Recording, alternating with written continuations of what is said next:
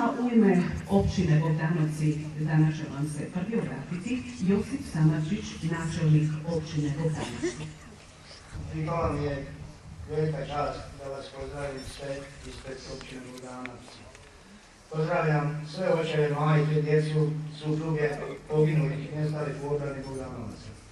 Pozdravljam sve branitelje, istinske vitezove Domovinskog rata, sve udruge proizašle iz Domovinskog rata. Pozdravljam potpredsjednicu Vlade Republike Hrvatske, ministricu branitelja, obitelji, međugeneracijske solidarnosti, gospođu Jadranku Kosor. Pozdravljam zaslanika Hrvatskog sabora, saborskog zastupnika Petra Mlinarića.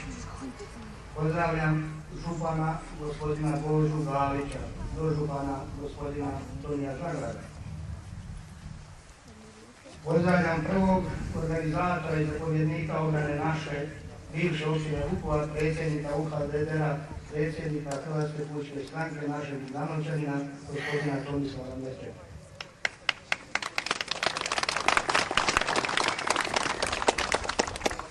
Pozdravljam vojnog kapelana Alojza Kovačeka i sve crkvene dužnosti. Posebno bih pozdravio ovu našu dragu djecu zbog kojih se sve ovo radi, da bi imali spoznaju u budućnosti o žrtvama koje su podnijeli njihovi očevi, majke, djedovi, bake.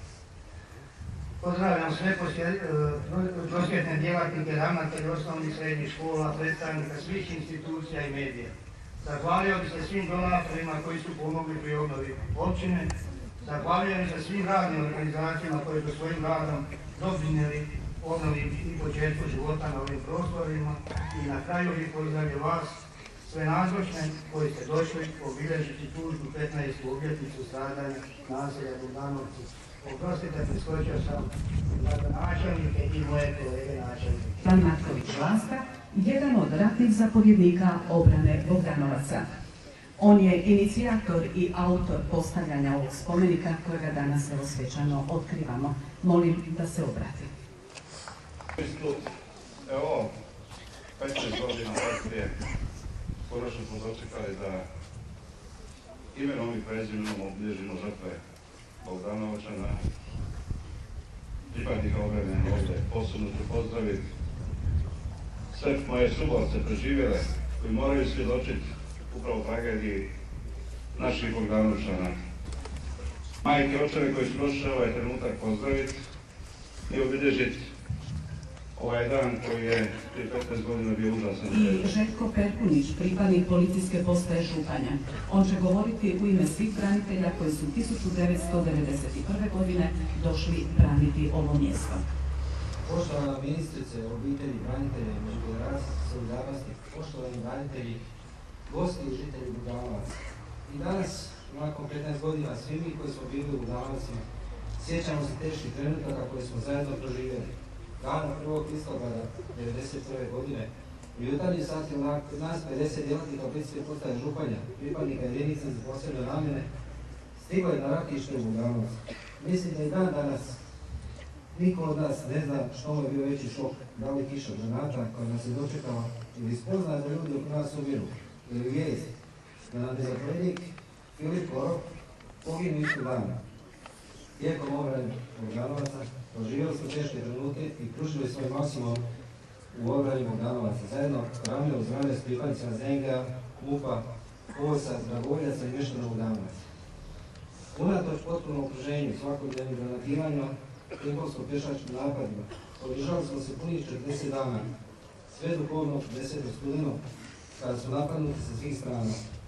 Uz svu našu volju i želju da obranimo selo, bez streljiva i ustav prisiljeni smo da krenemo u proboj u kasnim večernjim satima kroz minska polja i područje koje je malo tko poznavao, prilikom čega su mnogi branitelji poginuli, bili ranjeni, zarobljeni, a neki se vode kao nestali. U toku obrane Bogdanovaca, 50 policajaca PP Županja, poginula su 3, ranjena 13, kao nestala se vode 4, a zarobljena 7 djelatnika koji su smatrali razmijenjeni. Iako su Bogdanovci nakon pada izgledali sablasno, svima nam srce zaigrali radosti kada vidimo da se život Bogdanovaca vratio i da im gotovi nisu zatrli sjeme kako su namjeravali. Hvala. Hvala gospodinu Petuniću. Dopustite da nekoliko riječi kaže i Tomislav Merčep, organizator obrane bivše općine Vukovar, predsjednik udruge hrvatskih dragovoljaca Domovinskog rata. Poštovani prijatelji, posebno mi je drago da sam danas u selu koje sam zavolio da sam živio u Borovu naselju. Svi znate da sam par mjeseci prije rata došao u ovo selo. Došao sam zato što su ovdje živjeli Hrvati. Onaj dio stanovništva koji ja volim. Napravili prvu javnu osnivačku Hrvatske demokratske zajednice. Puna je bila dvorana. Ja sam bio u Gospiću, u Pakracu, nekad i u Zagrebu. Sa tugom sam slušao šta se događa sa mojim gradom, sa selom koji sam došao, koji sam strašno volio. Kako je rat odmicao, bio sam sve sigurniji da će Vukovar pasti. Ali prijatelji, poštovani, došli su ovdje ljudi iz cijele Hrvatske braniti ovo naše selo, ovaj naš grad, jer to je bilo jedno. Mi smo bili jedna duša, jedno tijelo. I uz poginule Bogdanovća ovdje su poginuli oni ljudi koji su došli pomoć nam. Njima i njihovim roditeljima. Ovo je sada slobodna Hrvatska. I u ovoj slobodnoj Hrvatskoj mi se trudimo da napravimo dobro. Mi se trudimo, ali istina se još pogibi i mnogi naši prijatelji ne zna. Zašto? Ne mogu reći odgovor. Znate, vrlo je teško doći do pravde i konačne istine. Mnogi od vas ovdje danas tuguju za svojima. Prvi koji je poginuo iz ovoga sela bio je Vidoja Marić. To znate kakav lijep i ponosni dečko. Sjetite se Domika Ceranca, sjetite se braće Begonje i oni svi naši koji su ovdje poginuli. Poginuli su i svonuli ovu domovinu. Ponosno čelo i ova ponosna općina izgubila je slobodu, ali dobila domovinu. I u ovoj domovini mi očekujemo minimalno ono što su imali. Imali su i vatrogasni dom, imali su i crkvu, imali su i sve što je trebalo ovom selu. Zašto naša Hrvatska danas, župane, ne napravi da ovo selo napokon dobije ono što je imalo? Jer za Hrvatsku smo dali sve i od njega očekujemo od naše domovine da nam pomogne. Vi ste sada na funkciji, ja vas molim kao ljude, pomozite da ovom selu proživi. Nema više kombinata Borovo, srušili su oni koji nisu ni mislili da ovo područje pripada njima. Izgubili smo radna mjesta, a ovo selo oduzeta im je sva zemlja koju su imali prije, su bili Hrvati.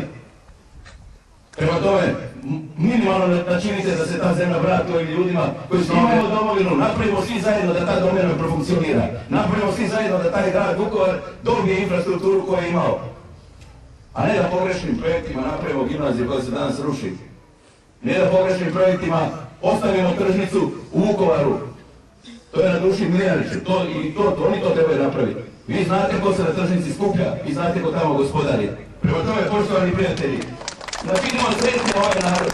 Jer oni su jedno dočekali svoju Hrvatsku. I kad smo dobili tu Hrvatsku, dajmo pošteno prema njima. Primite i urede, primite i gdje god dođu. Ministrica prima nadam po 20-30 ljudi. I želi da pomogne ovaj narod, a ja vam kažem, ja sam se rodio u Borovu naselju. Došao sam živjeti ove Bogdanovce. Volim ove ljude i pomoću mi sve što bude mogao. Sve. Prema tome, poštovani prijatelji, mi smo danas ovdje, ne da se laže. Evo, Stipe Vukovića, on zna kako je bilo na ovom području. Prema tome, kogod je ovdje došao, dobro je došao. Dobro je došao u ratu, mi smo ga volili i danas ga volimo u miru. Neka dođe, bez obzira kako taj čovjek razmišljao, samo nek napravi nešto dobro i neka priča istinu da se naši ljudi na sebe ne svađaju. Šta će nam domena o kojoj smo posvađani? Ja se zaigrao radosti kada vidimo da se život Bogdanovaca se vratio i da im gotovi nisu zatrali sjeli kako su namjeravali. Hvala. Hvala gospodinu Petuniću. Dopustite da nekoliko riječi kaže i Tomislav Merčep, organizator obrane bivše općine Vukovar, predsjednik udruge hrvatskih dragovoljaca Domovinskog rata. Poštovani prijatelji, posebno mi je drago da sam danas u selu koje sam zavolio da sam živio u Borovu naselju. Svi znate da sam par mjeseci prije rata došao u ovo selo. Došao sam zato što su ovdje živjeli Hrvati. Onaj dio stanovništva koji ja volim. Napravili prvu javnu osnivačku Hrvatske demokratske zajednice. Puna je bila dvorana. Ja sam bio u Gospiću, u Pakracu, nekad i u Zagrebu. Sa tugom sam slušao šta se događa sa mojim gradom, sa selom koji sam došao, koji sam strašno volio. Kako je rat odmicao, bio sam sve sigurniji da će Vukovar pasti. Ali prijatelji, poštovani, došli su ovdje ljudi iz cijele Hrvatske braniti ovo naše selo, ovaj naš grad, jer to je bilo jedno. Mi smo bili jedna duša, jedno tijelo. I uz poginule Bogdanovća ovdje su poginuli oni ljudi koji su došli pomoć nam. Njima i njihovim roditeljima. Ovo je sada slobodna Hrvatska. I u ovoj slobodnoj Hrvatskoj mi se trudimo da napravimo dobro. Mi se trudimo, ali istina se još pogibi i mnogi naši prijatelji ne zna. Zašto? Ne mogu reći odgovor. Znate, vrlo je teško doći do pravde i konačne istine. Mnogi od vas ovdje danas tuguju za svojima. Prvi koji je poginuo iz ovoga sela bio je Vilija Marić. To znate kakav lijep i ponosni dečko. Sjetite se Domika Ceranca, sjetite se braće Begonje i oni svi naši koji su ovdje poginuli. Poginuli su i svonuli ovu domu. Ponosno selo i ova ponosna općina izgubila je slobodu, ali dobila domovinu. I u ovoj domovini mi očekujemo minimalno ono što su imali. Imali su i vatrogasni dom, imali su i crkvu, imali su i sve što je trebalo ovom selu. Zašto naša Hrvatska danas, župane, ne napravi da ovo selo napokon dobije ono što je imalo? Jer za Hrvatsku smo dali sve i od njega očekujemo od naše domovine da nam pomogne. Vi ste sada na funkciji, ja vas molim kao ljude, pomozite da ovom selu proživi. Nema više kombinata Borovo, srušili su oni koji nisu ni mislili da ovo područje pripada njima. Izgubili smo radna mjesta, a ovo selo oduzeta im je sva zemlja koju su imali prije, su bili Hrvati. Prema tome, minimalno načinite da se ta zemlja vrati ovim ljudima koji su imali domovinu. Napravimo svi zajedno da ta domovina profunkcionira. Napravimo svi zajedno da taj grad Vukovar dobije infrastrukturu koju je imao. A ne da pogrešnim projektima napravimo gimnaziju koja se danas ruši. Ne da pogrešnim projektima ostavimo tržnicu u Vukovaru. To je na duši Miljaniću. Oni to trebaju napraviti. Vi znate ko se na tržnici skuplja i znate ko tamo gospodari. Prema tome, poštovani prijatelji, načinimo sretni ovaj narod. Jer oni su jedno dočekali svoju Hrvatsku. Živjeli smo teške trenutke i pružili svoj maksimum u obrani Bogdanovaca. Zajedno ramlje uz ramlje s pripadnicima ZNG-a, MUP-a, HOS-a, dragovoljaca i mještana Bogdanovaca. Unatoč potpunom okruženju, svakodnevnim granatiranjima, tenkovsko-pješačkim napadima, održali smo se punih 40 dana, sve do kobnog 10. studenog, kada su napadnuti sa svih strana. U svu našu volju i želju da obranimo selo, bez streljiva ljudstva prisiljeni smo da krenemo u proboj u kasnim večernjim satima kroz minska polja i područje koje je malo tko poznavao, prilikom čega su mnogi branitelji poginuli, bili ranjeni, zarobljeni, a neki se vode kao nestali. U toku obrane Bogdanovaca, 50 policajaca 5. županja, poginula su 3, ranjena 13, kao nestala se vode 4, a zarobljena 7 djelatnika koji su naknadno razvijenjeni. Iako su Bogdanovci nakon pada izgledali sablasno, svima nam srce zaigrali radosti kada vidimo da se život Bogdanovca je vratio i da im gotovo nisu začeli sjeli kako su namjeravali. Hvala. Hvala gospodinu Petuniću.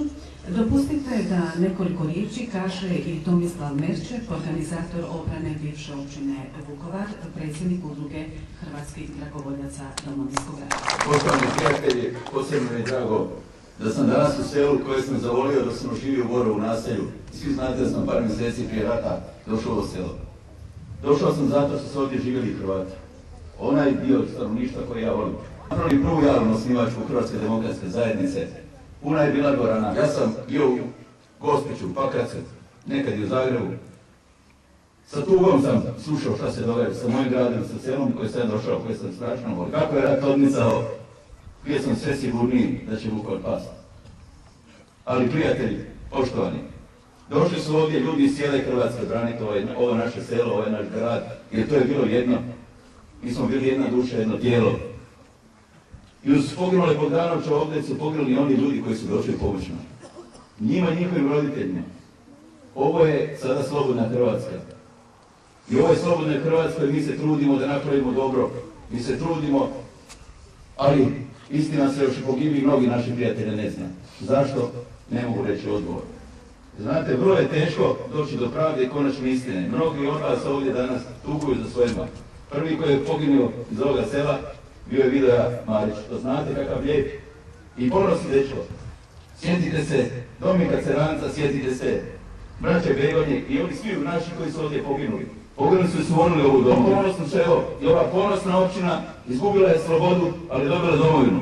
I u ovoj domovini mi očekujemo minimalno ono što su imali. Imali su i vatrogasni dom, imali su i crkvu, imali su i sve što je trebalo ovom selu.